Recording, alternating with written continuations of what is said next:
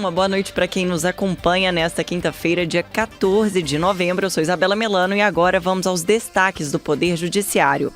Mesmo depois de atentado à bomba, a STF mantém sessão e o presidente da Corte, Luiz Roberto Barroso, faz pronunciamento. O que está acontecendo entre nós? Onde foi que nós perdemos a luz da nossa alma afetuosa para a escuridão do ódio e da violência?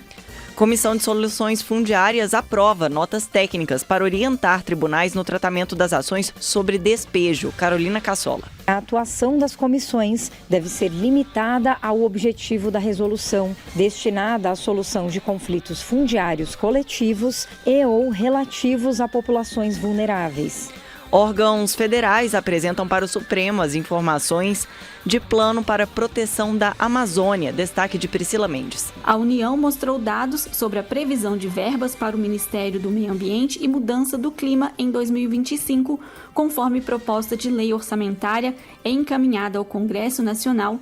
E ainda, a maioria do STF rejeita recurso e mantém pena de prisão contra ex-presidente Fernando Collor. Agora são 6 horas e 16 minutos. Estamos ao vivo também no aplicativo da rádio TJ Minas. O Radar da Justiça está no ar. Rádio TJ Minas. Radar da Justiça. Após tentativa de ataque, o Supremo Tribunal Federal decidiu manter a sessão plenária desta quinta-feira. Ontem à noite, um homem arremessou artefatos explosivos em direção ao prédio do STF. Ele morreu no local. Após o ocorrido, a Praça dos Três Poderes foi isolada e o prédio do Supremo evacuado. Hoje, no início da sessão, o presidente da Corte, Luiz Roberto Barroso, fez um pronunciamento sobre o atentado. Ele lembrou episódios de ataques às instituições do Poder Judiciário, como ofensas feitas pelo ex-deputado Daniel Silveira e ações de apoiadores e aliados do ex-presidente Jair Bolsonaro. O presidente do STF disse também que atos golpistas de 8 de janeiro e o atentado desta quarta-feira são resultado de discurso de ódio, violência e agressividade. Nós precisamos, como país e como sociedade, fazer uma reflexão profunda sobre o que está acontecendo entre nós. Onde foi que nós perdemos a luz da nossa alma afetuosa, alegre e fraterna para a escuridão do ódio, da agressividade e da violência. Pessoas com visões diversas podem ter respostas diferentes para essa pergunta. Porém, mais do que procurar os inspiradores dessa mudança, o que nós precisamos é fazer o caminho de volta à civilidade e ao respeito mútuo. Superar essa crença primitiva de que quem pensa diferente de mim só pode ser um cretino completo a serviço de alguma causa escusa. A sociedade brasileira é plural, o Supremo Tribunal Federal é plural e estamos todos irmanados nos valores que nos unem como nação e que se encontram na Constituição. E, por evidente, a não violência é um deles. A democracia, como sempre digo, tem lugar para conservadores, liberais e progressistas. Só não há lugar para quem não respeita as regras da própria democracia. Barroso criticou ainda a possibilidade de anistia a quem atenta contra a democracia, afirmando que quem defende anistiar golpistas quer perdoar sem antes sequer condenar. O ministro Gilmar Mendes também se manifestou na sessão de hoje e reiterou o discurso do presidente do STF. A meu sentir, a revisitação dos fatos que antecederam aos ataques de ontem é pressuposto para a realização de um debate racional sobre a defesa de nossas instituições, sobre a regulação das redes sociais, julgamento que, como todos sabem, se avizinha, e sobre eventuais propostas de anistiar criminosos. É essencial que o Brasil e suas lideranças façam um apelo à memória, travando verdadeira luta contra o esquecimento.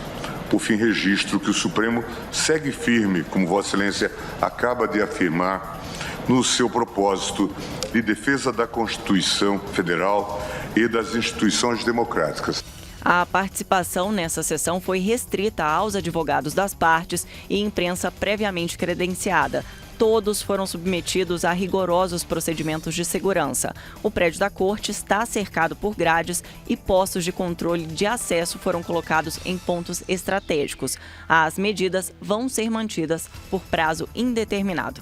Agora são 6 horas e 17 minutos. Comissão de Soluções Fundiárias aprova notas técnicas para orientar tribunais. As informações com a repórter Carolina Cassola. A Comissão Nacional de Soluções Fundiárias aprovou 3 notas técnicas para orientar os tribunais sobre o cumprimento da Resolução CNJ número 510 de 2023. Essa resolução estabelece protocolos para o tratamento das ações sobre despejo ou reintegração de posse em imóveis de moradia coletiva ou de área produtiva de populações vulneráveis. Os atos tratam da necessidade de decisão judicial fundamentada do juiz da causa para justificar a remessa do processo às comissões regionais de soluções fundiárias, da estrutura mínima para o funcionamento desses órgãos e da celeridade necessária no caso de ocupações novas. As medidas aprovadas no dia 6 de novembro têm como finalidade esclarecer que a atuação das comissões deve ser limitada ao objetivo da resolução, destinada à solução de conflitos fundiários coletivos e ou relativos a populações vulneráveis.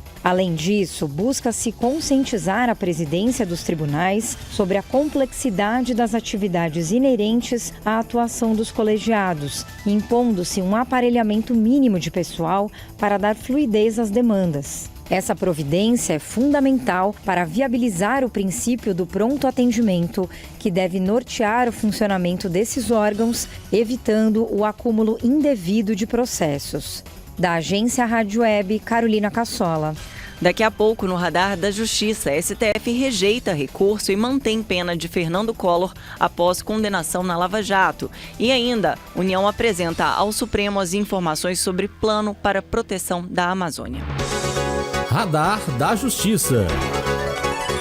São 6 horas e 23 minutos e hoje a maioria dos ministros do Supremo Tribunal Federal votou para rejeitar um recurso do ex-presidente Fernando Collor e manter a pena de 8 anos e 10 meses de prisão imposta ao político. Vamos ouvir o que disse o presidente do STF, Luiz Roberto Barroso.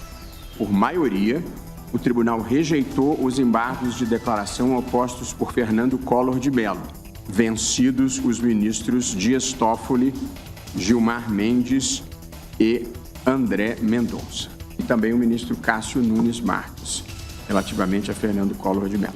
Mesmo depois do julgamento desses embargos, ainda é possível para a defesa apresentar novos embargos. Se rejeitados, a Corte manda certificar o trânsito em julgado da ação, ou seja, quando não cabem mais recursos, e determina a execução da pena, que no caso tem que ser cumprida em regime inicial fechado. Em maio de 2023, o STF condenou Collor à prisão pelos crimes de corrupção passiva e lavagem de dinheiro em um esquema da BR Distribuidora, a antiga subsidiária da Petrobras, na venda de combustíveis, que envolveu recebimento de propina para viabilizar contratos com a estatal.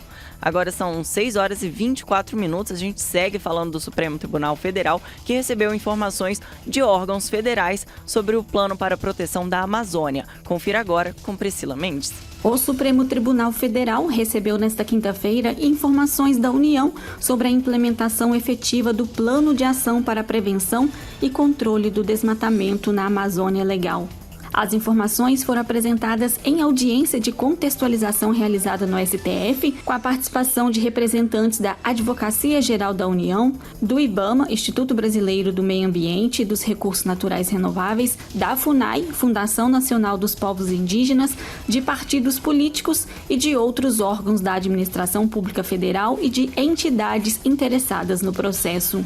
O ministro André Mendonça redator do acórdão da decisão, acompanha o aperfeiçoamento das medidas junto aos governos federal e estaduais na região amazônica. A União mostrou dados sobre a previsão de verbas para o Ministério do Meio Ambiente e Mudança do Clima em 2025, conforme proposta de lei orçamentária encaminhada ao Congresso Nacional, e as medidas de fiscalização ambiental, regularização fundiária e proteção aos povos indígenas adotadas pelos órgãos competentes do governo federal. A medida foi determinada pelo STF no julgamento da arguição de descumprimento de preceito fundamental em abril deste ano.